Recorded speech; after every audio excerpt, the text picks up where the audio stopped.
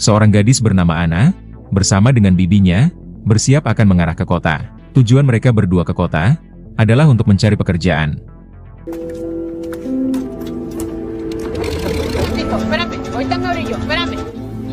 Di tengah perjalanan, mereka berhenti di jalanan sepi, untuk buang air kecil. Namun betapa terkejutnya Ana, melihat puluhan mayat bergelimpangan, di tepi jalanan sepi itu. Si bibi sangat yakin, kalau puluhan mayat ini, adalah korban para kartel. Setibanya di kota, Ana dan bibinya, langsung melapor ke kantor polisi, perihal puluhan mayat tadi. Namun laporan dari Ana, diabaikan begitu saja, oleh para polisi ini. Di waktu yang sama, para kartel datang, menangkap Ana dan bibinya. Melihat kejadian itu, para polisi ini, malah diam saja, karena sepertinya, mereka takut, kepada para kartel ini. Untung saja, seorang pria bernama Leo, datang menolong Ana dan bibinya, dengan menghajar para kartel ini.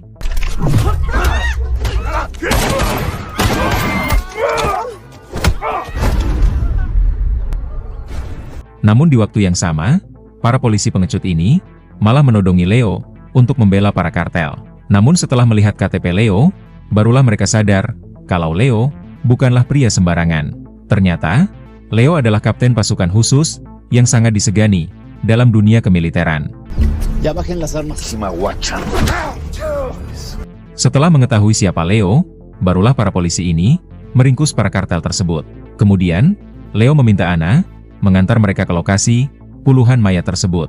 Setelah diselidiki, ternyata puluhan mayat ini, adalah para tentara, yang bertugas di perbatasan. Mereka semua ditugaskan, untuk meringkus para kartel. Namun malangnya, para tentara inilah, yang lebih dulu, dibantai oleh para kartel.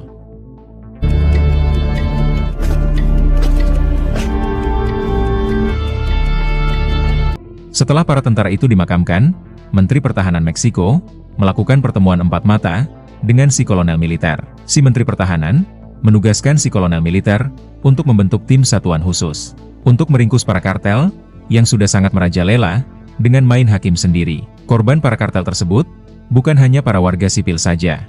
Bahkan, para aparat hukum di negara ini, juga ikut mereka libas, tanpa pandang bulu. Tanpa membuang waktu lagi, sang kolonel militer, langsung menjalankan perintah dari si menteri, yaitu, membentuk tim satuan khusus, untuk meringkus para kartel, sampai ke akar-akarnya. Tim satuan khusus bentukan sang kolonel, akan dipimpin langsung oleh Leo, seorang kapten pasukan khusus, yang sangat bisa diandalkan.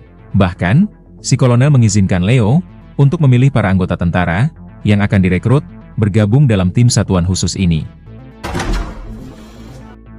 Pada adegan lain, kita diperkenalkan dengan Ramon, seorang bos kartel brutal, yang paling berkuasa di Meksiko. Meskipun di luar dikenal sangar, namun di dalam rumah, Ramon adalah pria yang sangat manis. Terutama terhadap istri dan anaknya, yang sangat Ramon sayangi, melebihi dari siapapun.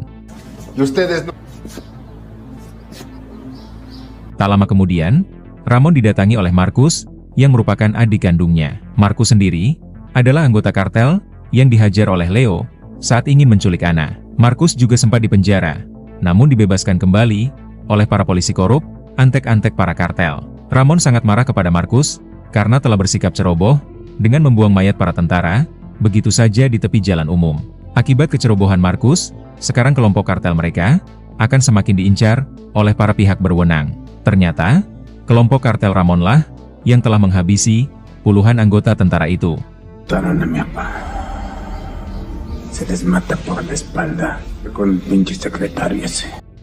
Berpindah ke Ana, yang terlihat masih syok, akibat kejadian kemarin, saat akan ditangkap, oleh para kartel. Si bibi meminta Ana, agar tidak perlu takut lagi, karena mereka berdua, sekarang sudah aman.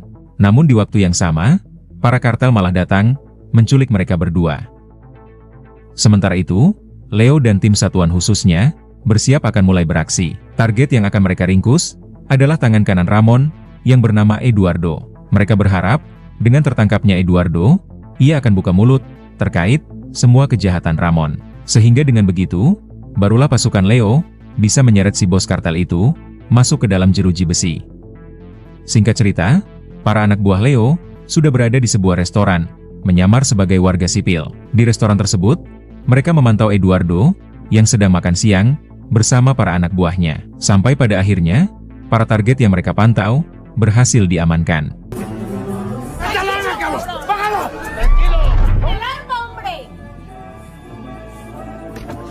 Alfa, asegúralo.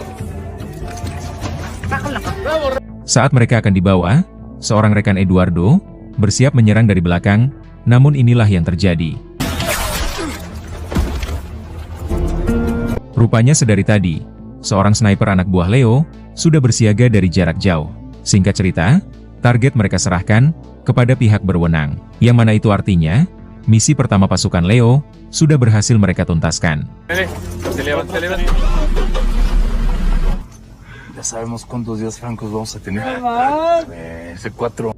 Di hari berikutnya, Leo dipanggil menghadap sang kolonel. Di sini sang kolonel mengapresiasi pasukan Leo yang berhasil menyelesaikan misi dengan sangat rapi. Maka dari itulah, si kolonel mengizinkan Leo serta para anggota pasukannya cuti selama 3 hari. Si kolonel sangat berharap setelah diberikan cuti singkat, mereka akan semakin bersemangat menjalankan misi selanjutnya. Di hari berikutnya, Leo dan 4 orang anak buahnya bersiap akan pulang kampung, bertemu dengan keluarga masing-masing. Mumpung mereka semua diberi cuti 3 hari. Dan kebetulan juga, mereka berlima ini berasal dari kota yang sama. Sehingga mereka berlima memutuskan untuk pulang kampung dengan satu mobil saja. A ver, tómanos una foto. Por unas jaivas rellenas. Sí, pero como el que viene manejando soy yo. Di tempat lain, si Menteri Pertahanan melakukan pertemuan dengan Ramon alias si bos kartel. Di sini barulah terungkap, Ramon si bos kartel bersekongkol dengan si menteri. Itulah yang menjadi alasan kenapa selama ini Ramon sulit untuk diringkus. Karena ternyata Ramon terus dilindungi oleh si Menteri Pertahanan dan juga antek-anteknya. Dan sebagai imbalannya, setiap 1 bulan sekali, Ramon wajib membayar upeti kepada si Menteri Pertahanan, berupa sejumlah uang tunai, hasil transaksi barang haram. Sebelum pergi dari sana, si Menteri menyarankan Ramon menghabisi Leo secepat mungkin, karena si kapten pasukan khusus itu adalah ancaman yang sangat serius bagi keberlangsungan bisnis haram mereka. Kebetulan hari ini, Leo dan para anak buahnya sedang dalam perjalanan untuk pulang kampung selama 3 hari. Kemudian, si Menteri Pertahanan memberi Ramon sebuah ponsel yang terdapat nomor Leo. Namun dari jarak jauh, ternyata pertemuan ini direkam oleh Markus, yaitu adik Ramon. Hal ini sengaja dilakukan agar mereka punya bukti kuat terkait persekongkolan si menteri bersama para kartel. Tak lama kemudian, Ramon menugaskan Markus untuk menghabisi Leo dan juga para anak buahnya. Kebetulan mereka semua sedang dalam perjalanan untuk pulang kampung melewati jalanan kawasan sekitar sini. Markus dan para anak buahnya dapat mencegat mobil Leo saat mereka melintas nanti. No le juegues, ¿entiendes? No me vayas a fallar, cabrón. Singkat cerita, mobil Leo melintas di wilayah para kartel. Sehingga tak lama kemudian, inilah yang terjadi. Que viene manejando soy yo.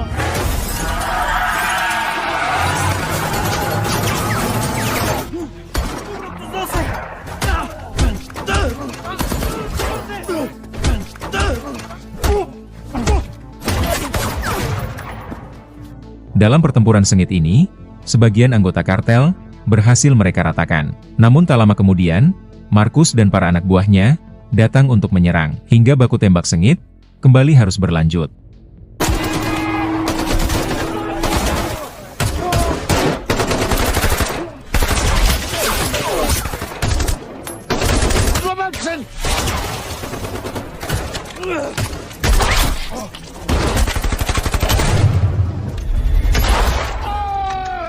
Namun pada akhirnya, Leo dan kawan-kawan berhasil membantai kelompok Markus. Sebelum meninggal dunia, Markus sempat menghubungi saudaranya, yaitu Ramon, melapor terkait kejadian ini. Markus meminta Ramon agar menuntut balas atas kematian dirinya, yaitu dengan membantai Leo serta para anak buahnya.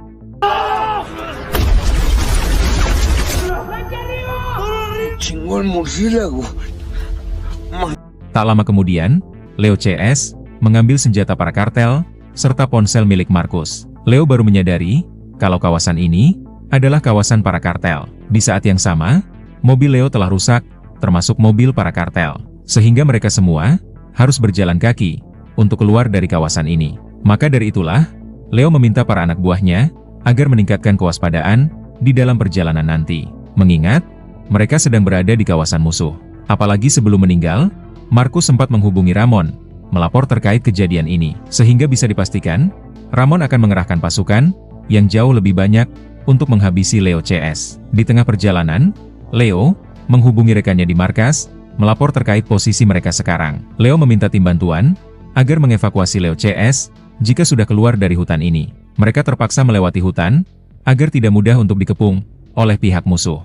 6 horas. No veo una garita.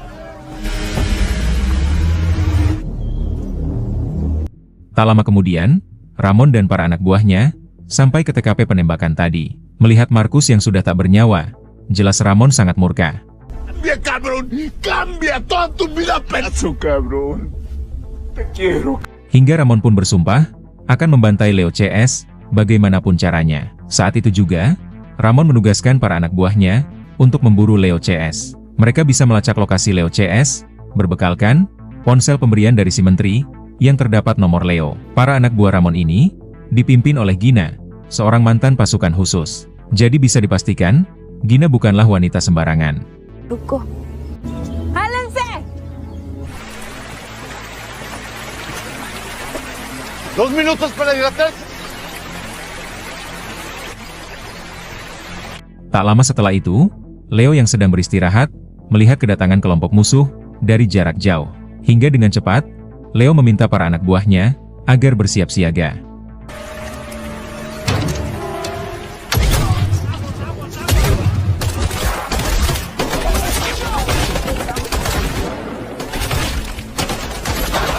Dalam baku tembak ini, sebagian anak buah Ramon berhasil mereka ratakan. Setelah itu, Leo CS mengarah ke posisi yang lain agar lebih leluasa dalam melancarkan serangan.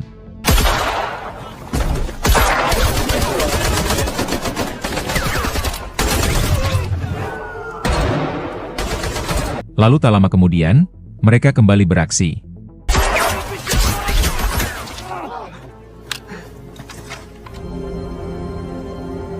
¡Murciélagos! Alhasil, semua anggota musuh berhasil mereka tumbangkan. Yang tersisa hanya Gina, yang bergegas melarikan diri. Di saat yang sama, 2 orang rekan Leo juga sempat tertembak. Sehingga dengan cepat, luka mereka berdua diobati. Karena perjalanan mereka semua ternyata masih sangat panjang. Leo merasa heran, bagaimana pihak musuh bisa menemukan keberadaan mereka. Leo pun mulai curiga, kalau ponsel mereka pasti telah disadap oleh pihak musuh. Sehingga dengan terpaksa, mereka semua harus meninggalkan ponsel masing-masing. Di saat yang bersamaan, Ramon kembali mengerahkan pasukan yang jauh lebih banyak untuk lanjut memburu Leo CS. Mereka semua ini, ternyata, adalah para tentara korup, utusan si Menteri Pertahanan, untuk membantu para kartel. Tak lama kemudian, Ramon bertemu dengan Gina. Gina melapor kepada Ramon, kalau semua anak buahnya tewas dibantai Leo CS. Kemudian, Gina mengembalikan kepada Ramon ponsel dari si Menteri yang terdapat nomor Leo.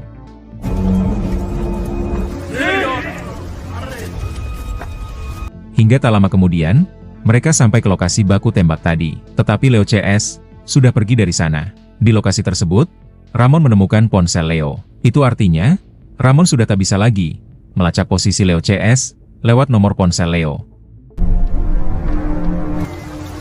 Con los 5 que encontramos. Vamos a descansar. ¿Cómo, pero? Sementara itu, Leo CS memutuskan untuk beristirahat setelah berjalan cukup jauh. Kemudian, Leo memeriksa ponsel Markus yang sebelumnya ia ambil. Di dalam ponsel itu, terdapat sebuah video terkait si Menteri Pertahanan yang melakukan pertemuan dengan Ramon. Mereka akhirnya sadar kalau si Menteri Pertahanan bersekongkol dengan para kartel. Pantas saja selama ini, Ramon sulit sekali diringkus. Rupanya, si bos kartel besar itu dilindungi oleh pejabat dan para aparat korup. Kemudian, mereka melanjutkan perjalanan untuk bisa keluar dari hutan ini. Hingga tak lama kemudian, mereka tak sengaja menemukan salah satu markas barang haram milik kelompok kartel Ramon. Tapi mereka malah nekat untuk menyusup ke markas itu untuk mengambil air dan makanan. Karena saat ini, mereka sangat lapar dan haus. Mereka butuh tenaga baru untuk melanjutkan perjalanan panjang ini. Selain itu, mereka juga membutuhkan amunisi. Setelah masuk ke kawasan markas, mereka mulai membrutal, membantai para kartel satu persatu.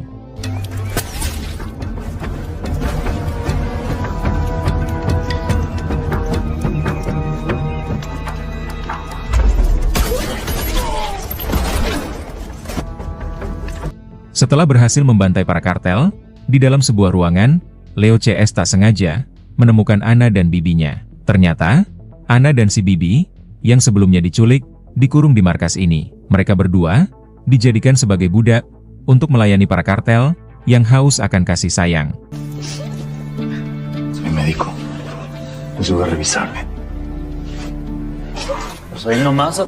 Beruntung Leo CS nekat menyusup ke markas ini, sehingga Anna dan bibinya bisa diselamatkan tepat waktu. Kemudian mereka sepakat untuk beristirahat di markas ini, barang sebentar saja. Mereka butuh makan dan minum, serta mempersiapkan persenjataan baru. ¿Dónde están las mujeres?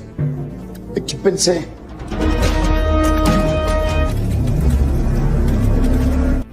Nos están pisando los talones. Setelah cukup lama beristirahat, mereka memutuskan untuk melanjutkan perjalanan malam ini juga. Sedangkan Anna dan si bibi dipakaikan rompi anti peluru dengan alasan keamanan.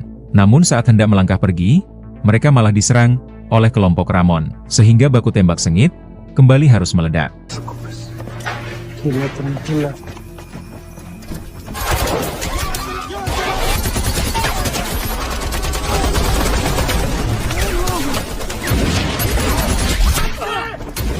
Berada dalam posisi terpojok, Leo menyuruh Anna dan bibinya bersembunyi di lorong belakang.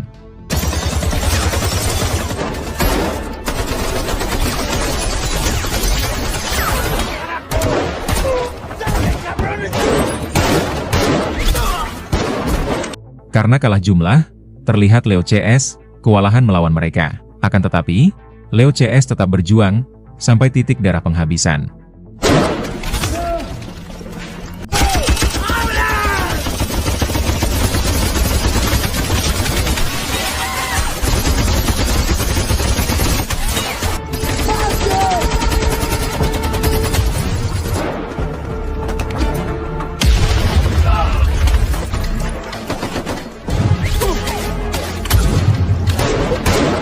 Dalam baku tembak sengit ini, seorang anak buah Leo harus sekarat di tempat. Tapi dengan sisa tenaga yang ada, ia tetap berusaha melakukan perlawanan. Namun di waktu yang sama, Gina dan pasukannya muncul dari dalam terowongan. Lalu dengan sigap, inilah yang dilakukan oleh anak buah Leo ini.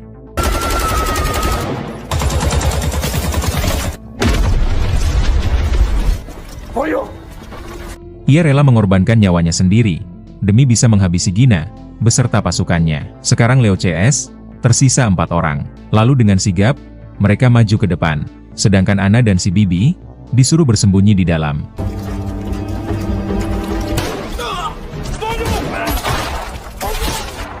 Namun tak lama kemudian, seorang lagi anak buah Leo harus kembali terkorban. Di waktu yang sama, Ramon yang tersisa seorang diri memilih untuk menyerah. Kemudian, Ramon meminta mereka untuk memasukkannya ke dalam penjara sesuai hukum yang berlaku. Namun Leo menolak, karena percuma saja, dalam waktu cepat, Ramon pasti akan keluar lagi, atas bantuan si Menteri Pertahanan. Kemudian, Leo menantang Ramon, berduel 1 lawan 1, sampai di antara mereka berdua, ada yang tewas.